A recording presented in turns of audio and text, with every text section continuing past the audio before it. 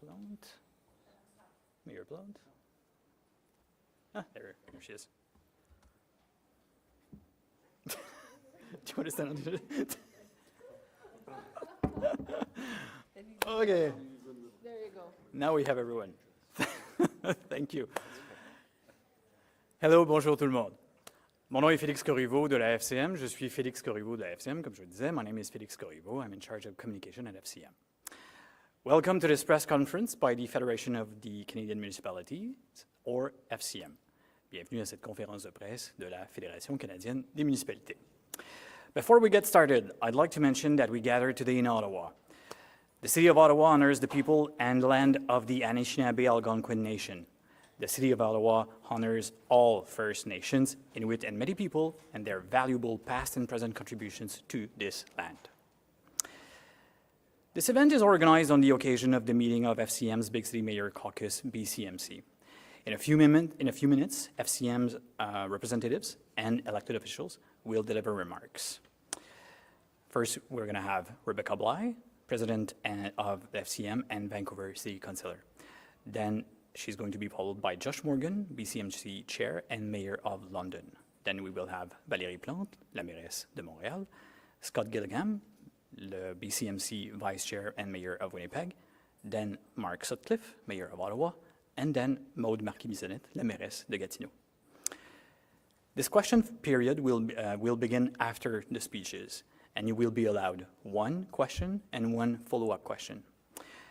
Before asking your question, kindly introduce yourself, identify who your question is directed to, and please, I'm asking you for your collaboration here today. We will only take questions that are related to the matter at stake, which is the need for a new national prosperity partnership. All right? La période de questions va débuter après les discours. Vous allez pouvoir alors poser une question ainsi qu'une question de suivi. Je vais vous demander votre collaboration. Aujourd'hui, on répond aux questions qui sont en lien avec le sujet de la discussion, qui est le besoin d'avoir un nouveau partenariat national pour la prospérité. All right? All good? Rebecca, over to you.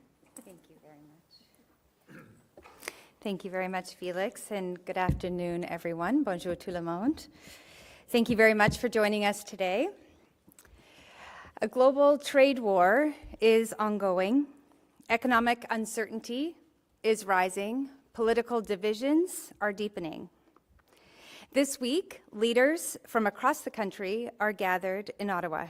King Charles III has just delivered the new government's speech from the throne, focused on rebuilding and diversifying our economy and making our communities safer and more affordable. One of the main commitments of this government is the promise to build 500,000 new homes a year. Rightfully, Canadians have high expectations. They're asking for one thing: results. They expect and deserve unprecedented collaboration between all orders of government, because in this country, we win as a team. This isn't about rewriting our Constitution, it's about real partnership and aligning ambition with capacity. It's about giving ourselves a smarter, more collaborative model to fund infrastructure, to build housing, and to trigger economic development so we can deliver a stronger, safer, and more equitable Canada. So in a minute, you will be hearing firsthand from our big city mayors who will outline how this vital partnership with the federal government is essential to support local prosperity in our great cities. Right now, I have the pleasure to hand it off to Chair of BCMC, Mayor Josh Morgan.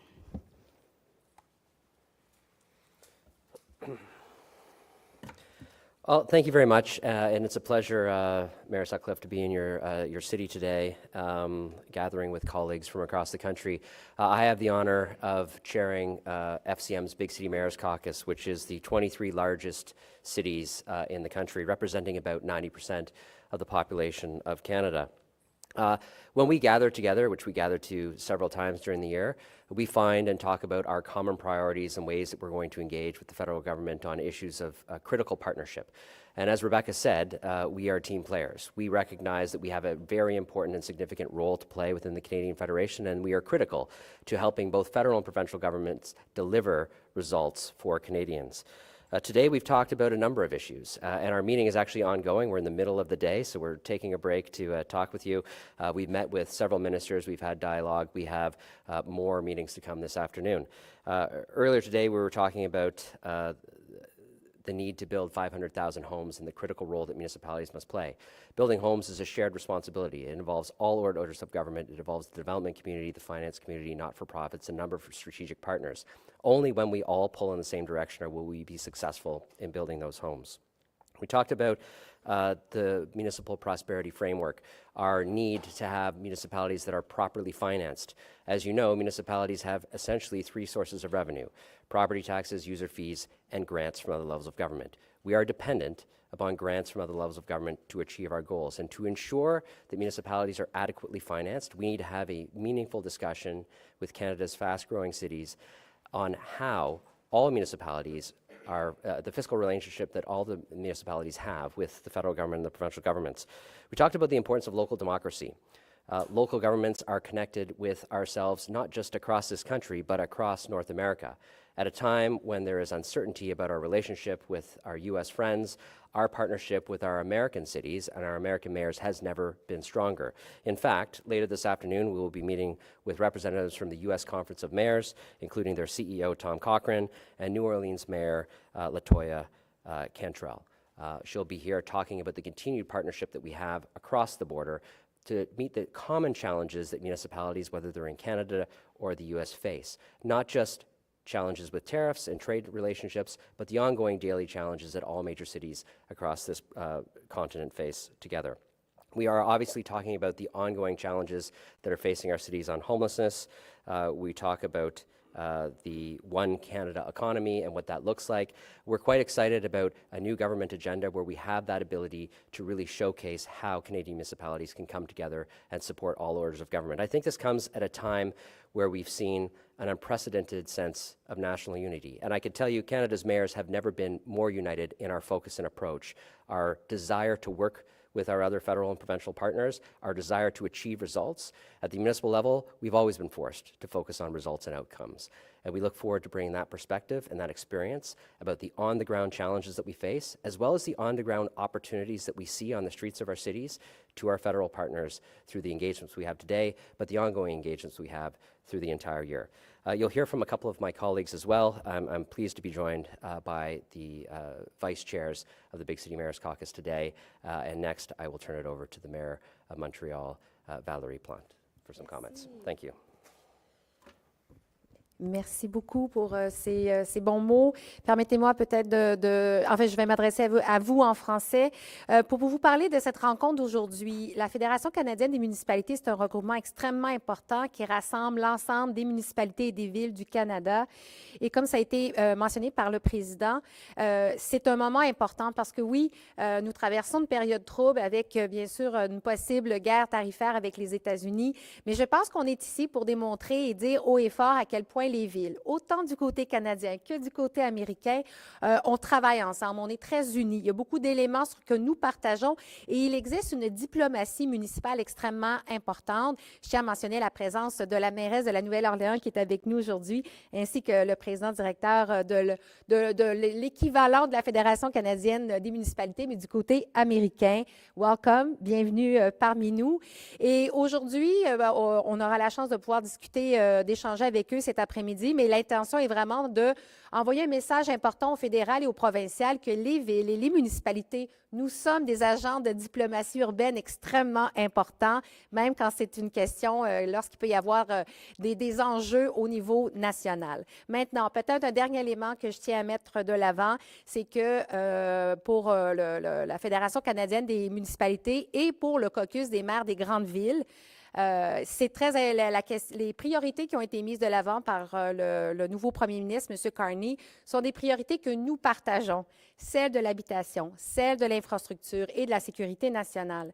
Et le message que nous tenons à mettre de l'avant, c'est que pour pouvoir être des partenaires à part entière et pouvoir réussir à loger notre monde, à pouvoir faire des quartiers complets, s'attaquer, faire en sorte que nos quartiers sont sécuritaires et que tout le monde a sa place au pays, bien, il faut qu'on travaille ensemble. ensemble. Et pour y arriver, ce que l'on demande, et c'est ce que nous avons tenu comme propos avec le ministre responsable de l'habitation ce matin, c'est la question des infrastructures et l'importance de penser à une nouvelle entente de financement. Comment est-ce qu'on peut mieux travailler ensemble? Parce que développer du logement, oui, mais encore faut-il pouvoir s'occuper de l'ensemble des infrastructures qui, elles, ne peuvent pas être seulement sur les épaules des villes et des municipalités. Alors, comme toujours, une rencontre, un moment très important pour les villes et municipalités canadiennes, et on a très hâte de continuer le travail avec l'ensemble bien sûr, du corps politique fédéral et bien sûr de travailler en même temps avec les gouvernements provinciaux. Mais les villes,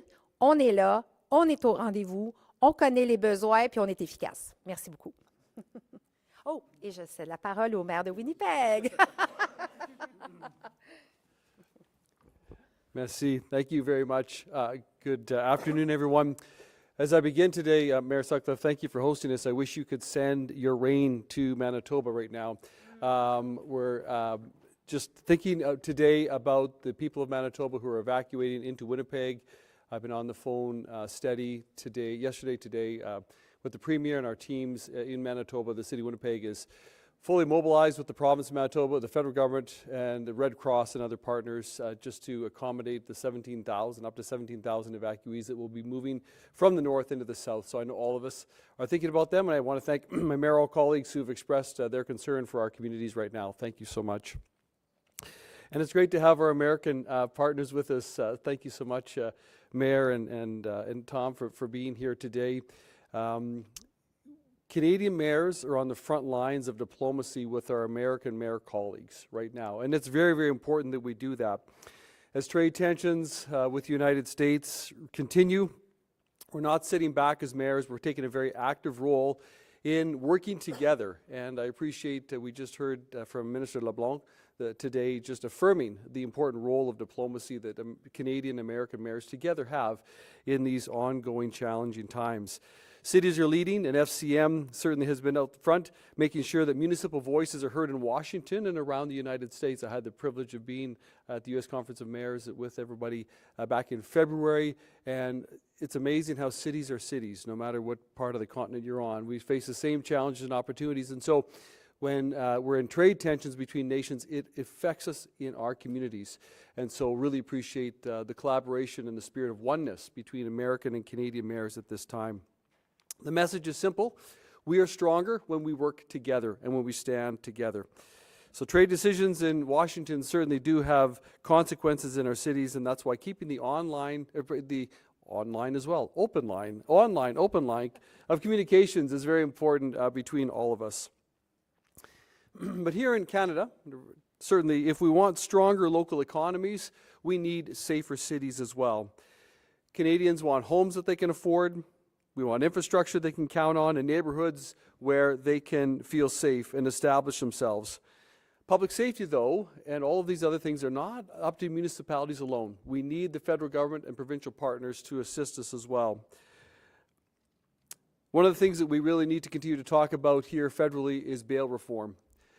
I've got a stat in my community of an individual who, before the age of 25, was arrested 23 times within an 11-year span, continuing to repeat, things are not working. We need to make our cities safer because our cities need to be safer not only for the sake of our community, but for economic investment as well. Businesses, investors invest where it is safe. So we need to continue to work with the federal government on that, and we continue as municipalities to call for assistance from the federal government to make our communities safer. The big picture here is this, is that cities are expected to deliver 21st century outcomes using 19th century tools. FCM has proposed a national prosperity partnership and how we can move forward together in this nation. We need to modernize fiscal tools and collaborative frameworks that bring all levels of government together to share in the work, but to share in the reward as well of building our communities. Aligning investments in housing, infrastructure, and safety is key for our long-term growth.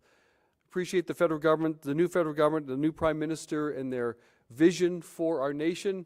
To fulfill that vision necessitates partnership with municipalities, mayors, and councils across this nation.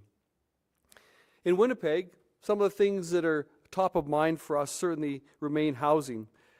This national partnership, prosperity partnership, would equip Winnipeg with the tools and resources needed to build more affordable and more supportive housing, addressing critical needs of the city's growing population. Right now, Winnipeg, our vacancy rate is still below 2%. 1.7% was the last number. It's really difficult to find a place to rent, even at market, with a vacancy rate that is below 2%.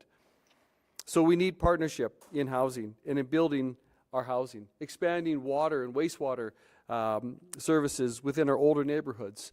We're undertaking in Winnipeg the largest project ever, a $3 billion North End sewage treatment plant upgrade. We need that because we only have 4 to 6 years of capacity left in our city. We could get to the place without that plant where we cannot build any houses in the city of Winnipeg. It's that serious. So we need federal partners, and we need this across our nation because many of my other colleagues who are here and many other mayors who are not here are facing similar challenges when it comes to aging infrastructure that needs to be replaced to accommodate the housing that is in demand.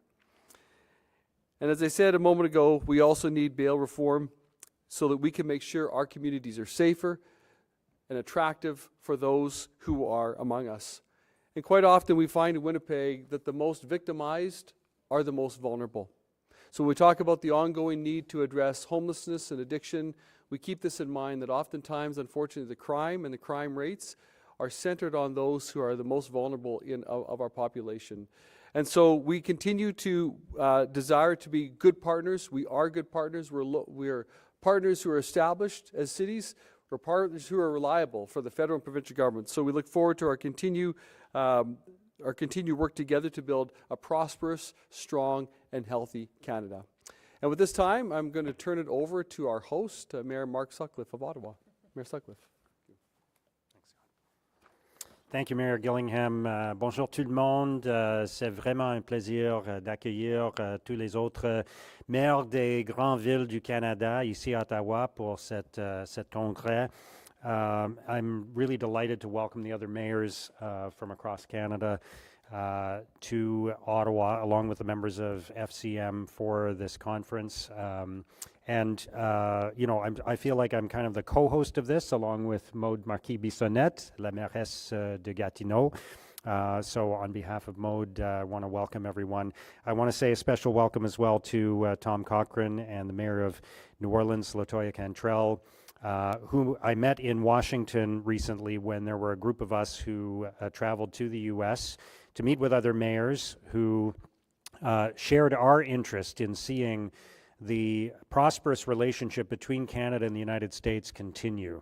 The relationship that has been built on free trade, the relationship that has led to success and prosperity in all the cities of North America. We had a great discussion at that time, and I'm glad the relationship and the work is continuing. So thank you for being here.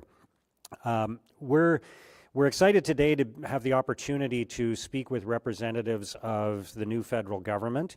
And I want to congratulate Prime Minister Mark Carney and the other members of the cabinet and the other members of the new government on the recent election and the throne speech.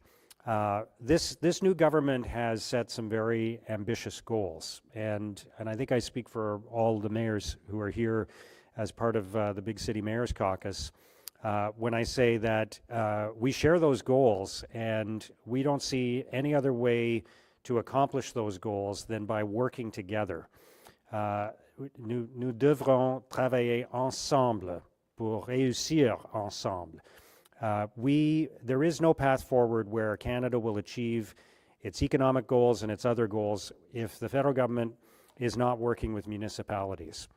So it's absolutely critical that we work together to tackle these challenges. And so I hope the new federal government is receptive to that message. It seems like they are, but we want to work with the federal government on a new plan that will tackle some of the historic challenges that we are facing right now.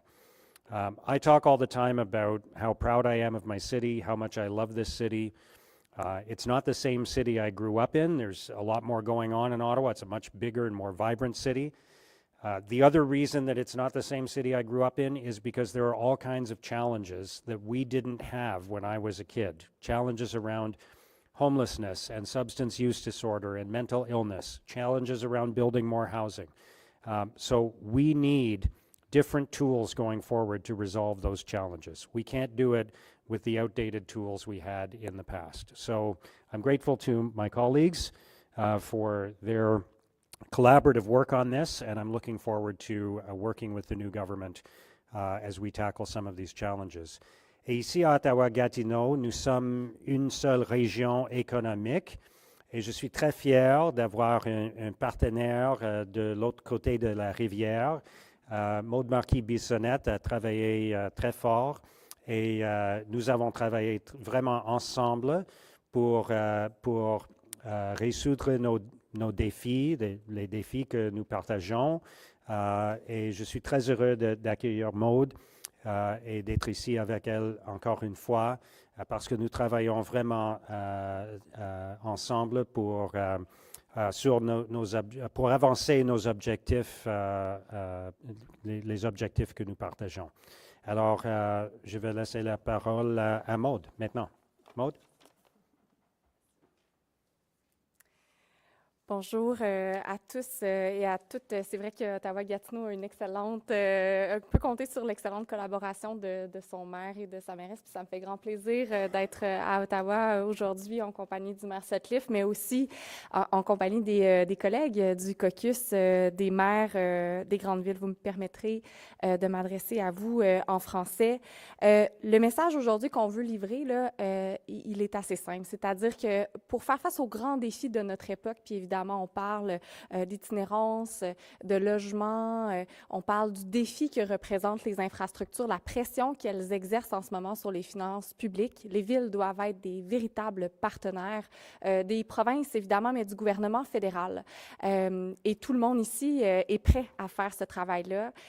On a entendu, puis je dois le dire, des messages positifs de la part des ministres qui ont été nouvellement assermentés et qui sont venus nous rencontrer ce matin, qui reconnaissent aussi les défis, les enjeux auxquels on fait face et qui proposent des solutions, qui ont la main tendue envers nous pour des allègements réglementaires, pour être capable d'en faire plus pour le même dollar des contribuables.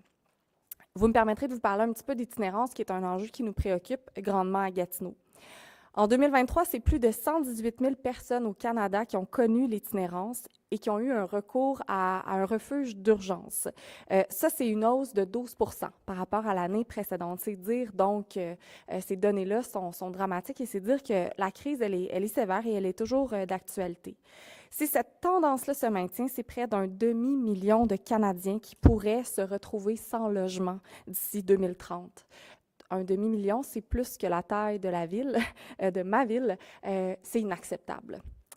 Pour résoudre cette crise, donc, il faut une action concertée, soutenue par tous les paliers de gouvernement. Évidemment, les villes, on est capable d'assumer un leadership, on est capable de travailler avec nos partenaires, le réseau de la santé, évidemment, les organismes communautaires, le secteur du logement, pour trouver des solutions qui sont adaptées à notre territoire. Mais évidemment, on va avoir besoin de la collaboration du gouvernement des provinces, en fait, des gouvernements des provinces, et aussi du gouvernement fédéral. Ça va nous prendre, oui, un travail main dans la main, mais aussi des investissements stables dans le logement et dans les services qui permettent aux gens de conserver leur logement. L'augmentation de l'offre de logement puis l'accélération de la construction dépendent de la capacité locale et des infrastructures. Oui, on veut construire plus. Et on peut faire mieux aussi pour accélérer la construction de logements. Ça, je pense que l'ensemble des partenaires peuvent se regarder puis se dire qu'on peut faire mieux. Mais une solution qui saute aux yeux, c'est que les autres paliers de gouvernement doivent nous aider en matière d'infrastructure. Ça passe par des transferts plus grands aux municipalités et ils doivent aussi nous laisser nos sources de revenus qu'on utilise en ce moment pour les payer. Les outils fiscaux actuels sont désuets et freinent les résultats. Un modèle plus intelligent et plus collaboratif, comme le partenariat national pour la prospérité qui est proposé par la Fédération canadienne des municipalités, est nécessaire et c'est urgent pour financer les infrastructures, construire du logement, stimuler le développement économique. C'est un partenariat structurant qui va être permanent et qui va être essentiel pour aligner les ressources puis soutenir la croissance. On a entendu parler ce matin de gestion axée sur les résultats. On veut plus de résultats, on veut réduire les les processus, réduire les délais, et c'est aussi la direction dans laquelle on souhaite travailler. Évidemment, je pense que Gatineau va bénéficier du nouveau partenariat national pour accélérer la construction de logements, comme on vit aussi une grave crise du logement. On est autour de 1% de taux d'inoccupation. On va pouvoir s'attaquer à l'itinérance et rattraper aussi l'arriérage qu'on a en matière de logements abordables, logements sociaux. Sur ce, je vous remercie de votre attention et je cède la parole à M. Corriveau pour la suite des choses. Merci. Merci beaucoup. Thank you, everyone. We're going to go to the Q&A. Again, I'm asking you to bear with me. We are asking you to you're allowed to ask one question and one follow-up question, a question that is focused on the matter at stake today, a need for a renewed collaboration between all orders of government. On va passer à la période des questions. Je vous demande votre collaboration. Vous avez droit à une question principale et une question de relance, qui est concentré, qui est focusé vraiment sur le sujet du jour aujourd'hui, l'importance d'avoir une collaboration renouvelée entre les ordres de gouvernement et le besoin d'un nouveau cadre de croissance municipale. Before you ask your question, please state your name, the outlet you're with, and who you would like to ask your question to. Avant de poser votre question, dites-moi votre nom, le média que vous représentez, ainsi que la personne à laquelle votre question est, vers qui cette question-là elle est dirigée. Première question. Madame Zefanovich, CBC.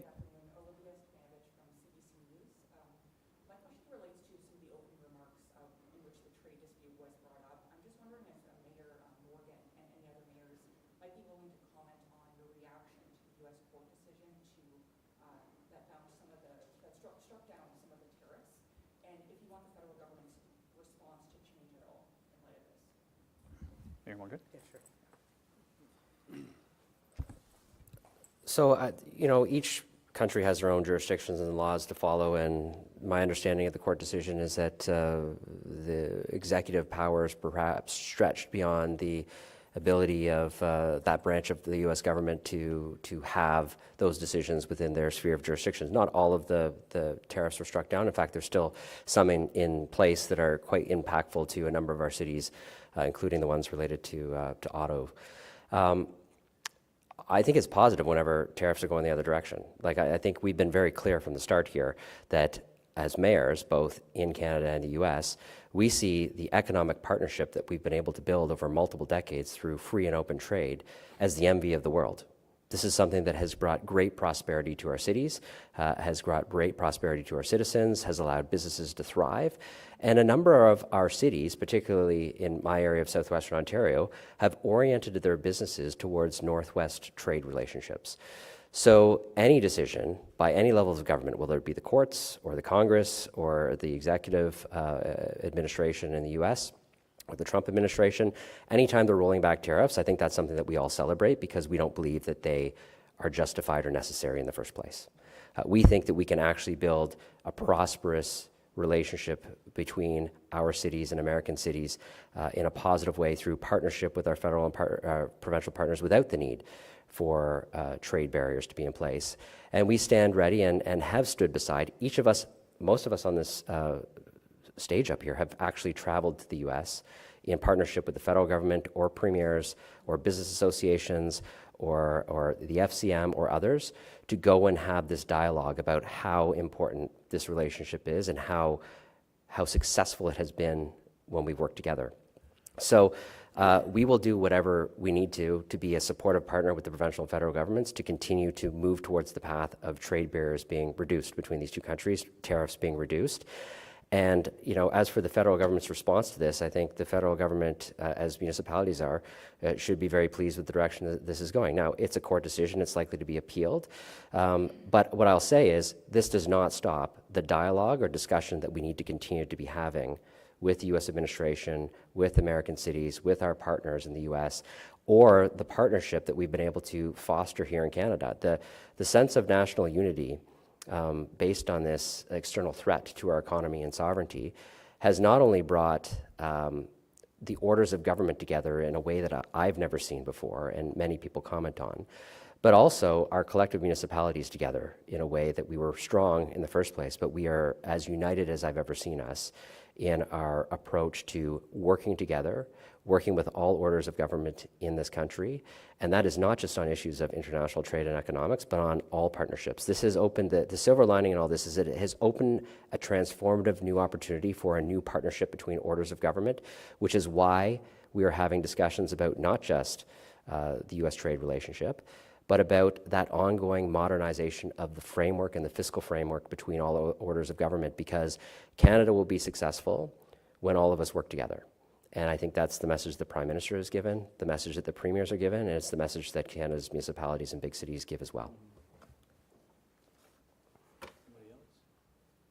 You have a follow-up question? Yes, I do. I'm just wondering if you can speak to us about what kind of impact all this uncertainty around tariffs is having on your city, and if any other mayors can jump in afterwards. I can, and I bet other mayors will jump in. And I'll speak not just about my city, but for those of you who know London is one of the largest cities in southwestern Ontario. So I regularly collaborate with my mayoral colleagues in the region, including Mayor Dilkins, who's here with us today, and Windsor, who has particular impacts in his city as well.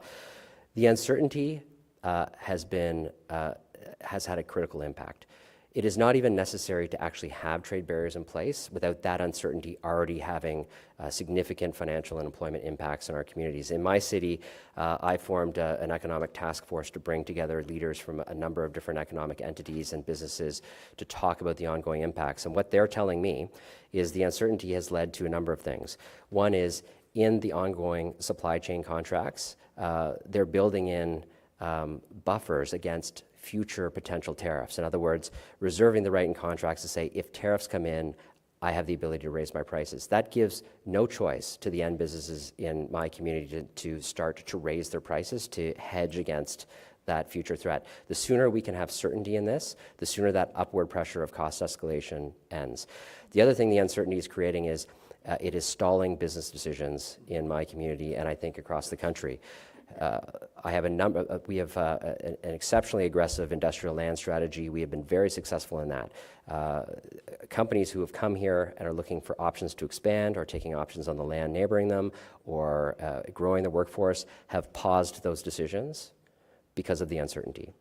So the sooner we can return to a normalized trade relationship, the sooner that economic potential can be unleashed in my city and others. We have a tremendous opportunity for growth and economic growth, but it has been paused and stalled by the uncertainty, which is one of the critical things. And you don't need tariffs in place or not in place to have uncertainty, which is why I think the work that the federal and provincial government is doing, the work in the meeting that the new Prime Minister and the Premiers are getting together to talk about anything that they can do, and we stand ready to help, to provide certainty moving forward, whether it's an early renegotiation of international trade agreements or some sort of stable new security and economic partnership arrangement that is agreed upon. Anything that can cause some sort of stability in this trading relationship will be to the benefit of our communities and our businesses and our citizens.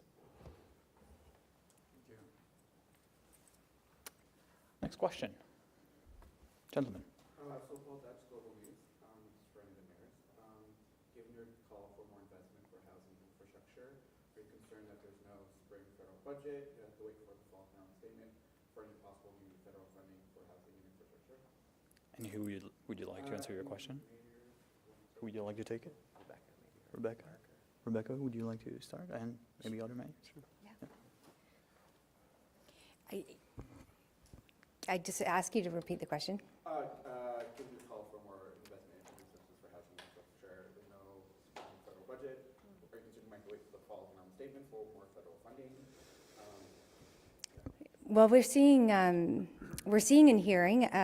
We were joined by new Minister of Housing and Infrastructure today, Gregor Robertson. And what we're seeing and what we've heard from the Prime Minister, I think all of us as a country, is that there's an urgency to get back to government and to get to work on the commitments. I think what we're hearing as well is that there is an emphasis to deliver quickly on the commitments and promises that were stated throughout the campaign. And I think that we can have some comfort in the fact that we've got immediate engagement for sure at FCM, and as president of FCM, very reassured that we are receiving the engagement at the conference this week from ministers and others that are expressing those same commitments. So when the fall economic statement does come out, I believe that there'll be the intent now is to get the work done so that they can hit the ground running when that statement comes out. Because what I've been hearing in many of these side meetings and conversations is that the urgency is felt. Of course, the Minister of Housing was a mayor of the city that I now serve as city councillor in the city of Vancouver, and understands that municipalities and local leaders are faced with these challenges today of homelessness, public safety. Many of the key promises in the federal election line up with the concerns that our members share at FCM and that Canadians know that they need in order to prosper and to be able to deliver on a stronger economic foundation for our country. So we know that there's much work to do. We're ready to partner with the federal government to do it. I'm going to add just one thing. Yeah, we'll both add something. Yeah. You go first, Mark, and then I'll jump in. Sure. Thank you, Josh. It's your city. Here's the way I look at it. The federal government makes decisions every single day. It spends money every single day. This is a crisis. They know it's a crisis. They ran on a platform of taking immediate and aggressive action to resolve the challenges that we're seeing. They have a mandate from the Canadian people. And so I don't think we need to wait for a federal budget or a fall economic statement to move forward with some action and with some funding for municipalities to support building more homes, building more affordable homes, building more supportive homes. Yeah, Mark's exactly right. The federal government has the ability to take action outside of a fall economic statement. What I will say is given the campaign promises and the commitments that this government has made to even new federal agencies, as municipalities, one of our asks that we've always had of every government is to put us at the table when you're designing programs. Because if you don't, sometimes programs are designed and you don't always achieve the results because there's diversity of provincial rules that we operate under, there's different frameworks that municipalities have. This Prime Minister is focused on achieving results. In order to achieve results, municipalities absolutely have to be at the table during program design so that we can explain exactly what the barriers are, the challenges and opportunities are on the ground, so that as they lead up to the launch of significant new federal programs, we can make sure that those are the most effective programs focused on achieving actual results. When we talk about DCs, for example, there's a wide variety of a DC framework across the entire country. And in the province of Ontario, there's very specific legislation. DCs in the province of Ontario are how we actually build growth-related infrastructure. So the commitment to reducing DCs and then making municipalities whole, that is an exceptionally important conversation because that is a conversation not just about the costs of housing and spurring housing growth. It is a conversation about infrastructure and how we actually build the housing enabling infrastructure that supports the growth and the goals. So without municipalities at the table, sometimes that partnership and those details can get lost. So although I agree with Mark and absolutely say the federal government has the ability to take action, none of us want them to rush to significant program design without serious consultation and engagement with municipalities to ensure that we can ensure that those new investments the federal government is making are absolutely effective, absolutely focusing on results, and we can be a partner that can take those programs and implement them in a way that will create great value for Canadians and, more importantly, produce the results that they're intended to produce. Do you have a follow-up question? Yes. In your meetings with U.S. counterparts and American officials, have you guys coordinated those talks with the federal government, or have you guys taken the lead and initiated those conversations on your own? I'll start then. There's a few of us going to jump in because we've been strategic in this approach. We've cast a wide net. So, for example, I traveled to Washington with the Premier of my province and a delegation to engage with Premiers, U.S. Senators on the eve of the first meeting that the Premiers had with the administration. Since then, there have been subsequent delegations with U.S. Conference of Mayors, National League of Cities, the Association of Counties, business associations, even at the sub-level, not just at the federal big city mayors level, but even the Ontario big city mayors, for example, have taken a delegation there. What we're doing is we're coordinating together so that we all know the messages that we're sharing to ensure that although we're casting a wide net and speaking to many people, we're making sure we're coordinated. The reason why we're doing this is because it is the strong belief of everybody that the situation will be resolved by Americans talking to Americans. Americans understand the impact that these trade decisions have on their cities, on their people. And the businesses in the US understand the important interconnected collaborative relationship that they have across the border and their supply chains and the economic benefits of that. We want to cast a wide net because as many Americans talking into this administration from as many different angles as possible is how policies will continue to change. And we've seen the adjustment of policies over time. Tariffs have been announced, they've been rolled back. Tariffs have been proposed, they've been delayed. This is not happening just on the fly, it's happening through an ongoing, sustained grassroots engagement with critical partners between the two countries in a multitude of areas, whether that's government, business, or otherwise. So I don't know if any other of my colleagues have anything to add because they've been in meetings themselves, but I can tell you our perspective has been, we've got phenomenal partners. And all of our criticism of this administration in the US has never been a criticism of Americans and American businesses and American partnership. You know, in my city, American tourism is happening all the time, and we have great cross-border connections, as does Drew and many other individuals in the Border Cities Alliance. So this is about the ongoing sustained partnership across the two countries and across the border to change what is a damaging trade-related policy that impacts all of us equally. So that's been the approach we've taken. I'll invite other mayors to jump in too. Sure. The economies of the United States and Canada are centered in or they flow through our cities. And so when tariffs impact our economies, they impact our cities and they impact our residents. So in my conversation in Phoenix with my great colleagues, US mayors, we all have the same view. We need to protect jobs and paychecks within our respective jurisdictions.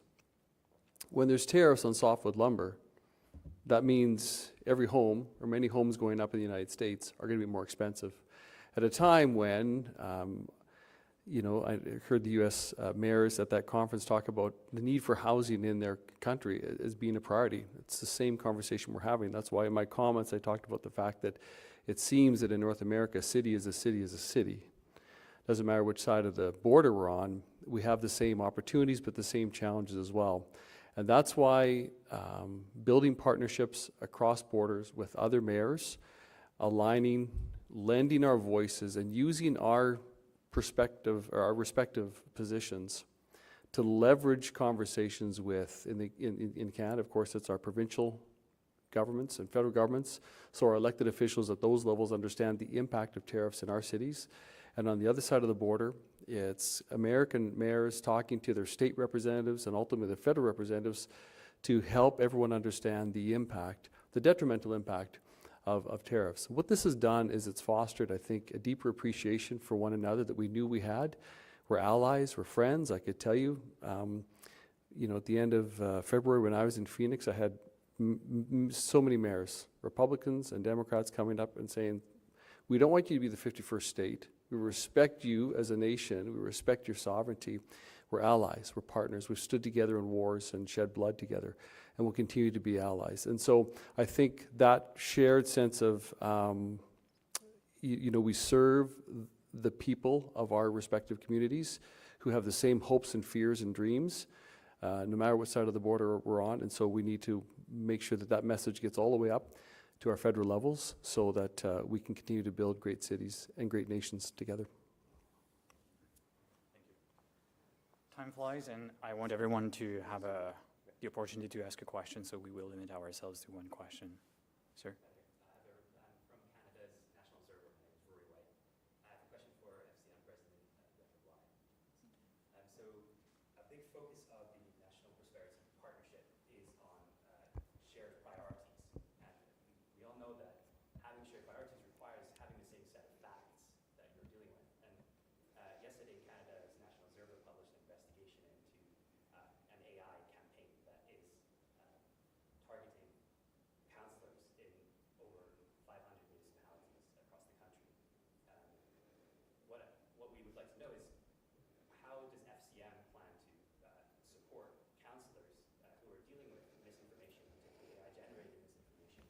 so that we can retain this alignment across Canada and keep these shared priorities?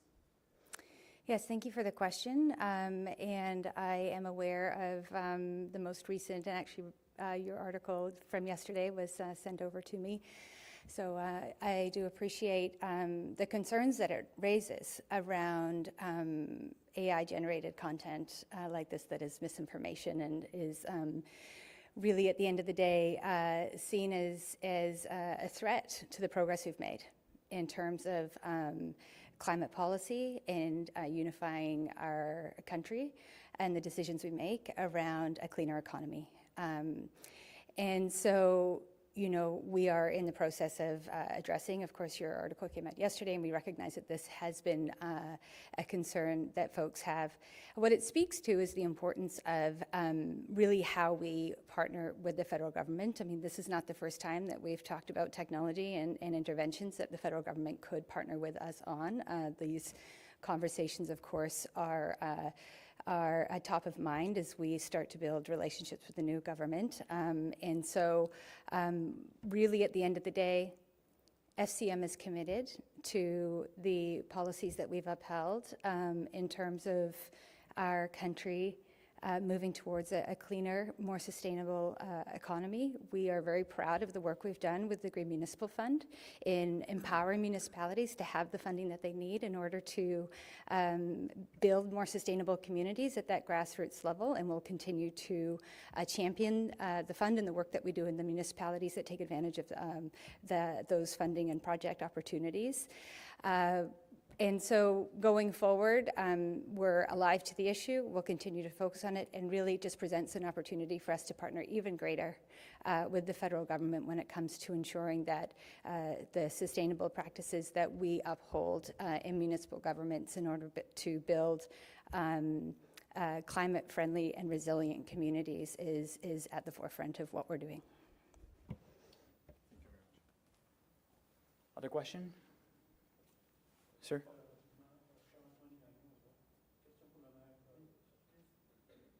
Yep.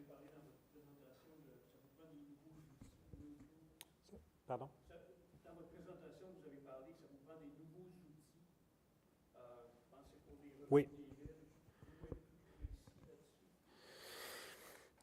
Alors, à ce moment, nous avons les taxes foncières pour les revenus des municipalités et pour toutes les... C'est quelque chose que j'ai trouvé depuis que pendant les premiers jours de mon mandat, c'est que le rôle d'un maire, c'est de demander pour de l'argent des autres niveaux, des autres paliers du gouvernement. C'est toujours ce qu'on fait. C'est toujours appeler un ministre, le premier ministre du gouvernement provincial ou du gouvernement fédéral pour demander de l'argent pour aider nous à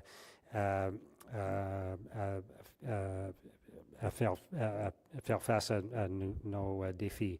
Alors, ce que nous devons avoir avec les autres paliers du gouvernement, c'est un système propre, un système moderne, un système dans lequel les municipalités ont des ressources nécessaires pour trouver des solutions, pour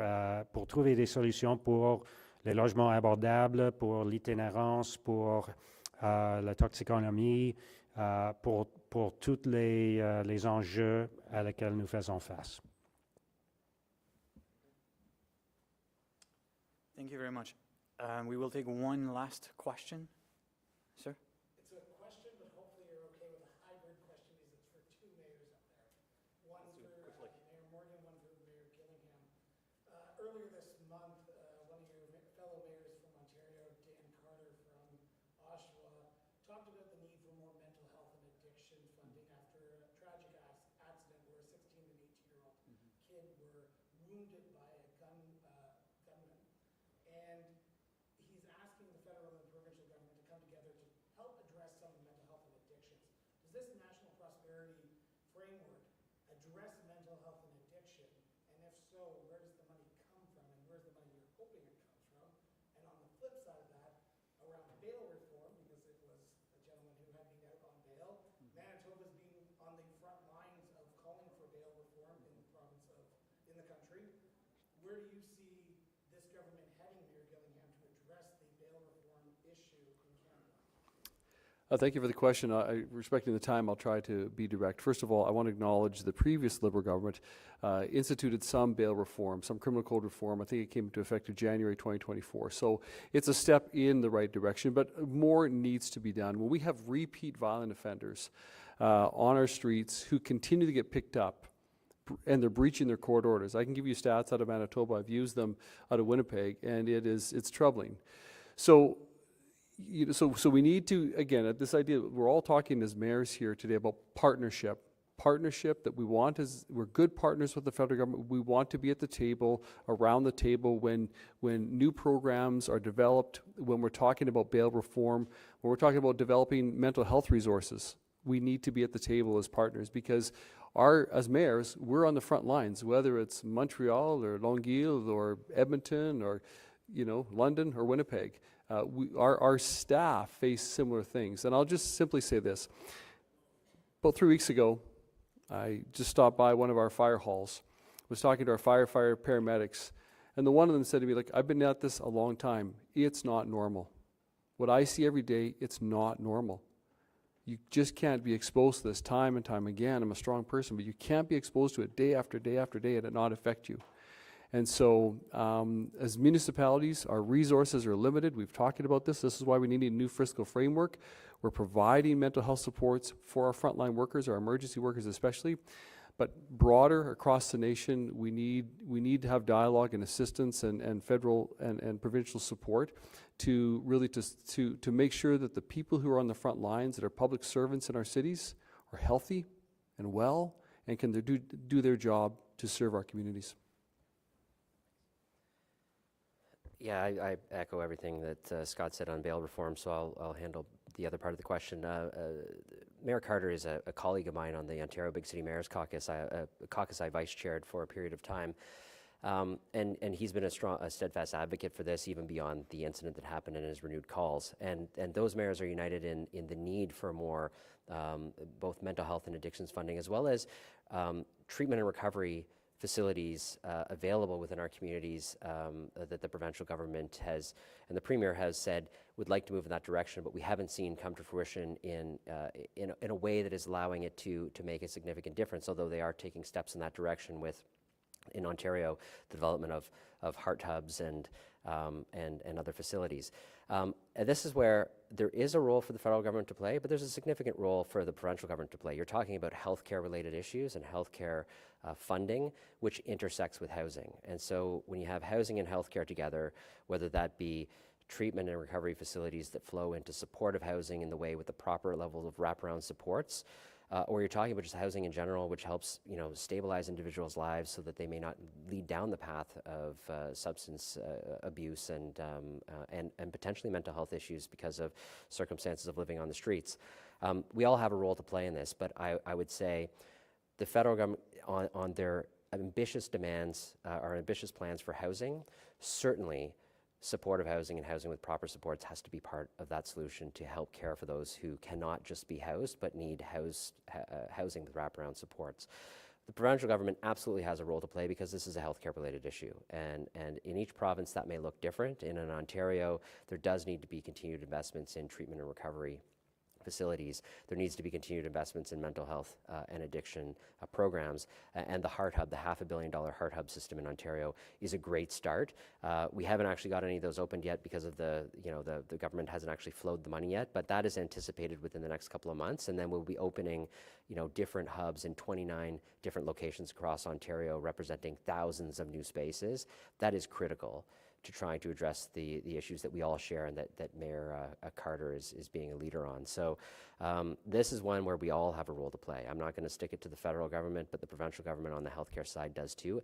And we do too in our communities in the ways that we support and provide opportunities for zoning and planning and making sure these facilities have a place to be housed. So this is truly an on all levels of government partnership. It absolutely links into our conversation about who should be responsible for what and how should we fund it. But this is an issue that will not be resolved without all three orders of government coming together in a meaningful way. Thank you very much. Merci pour tout. This concludes our press conference. Ceci conclut notre conférence de presse. Merci. Bonne fin de journée. Au revoir. Thank you very much. Thank you. Thank you.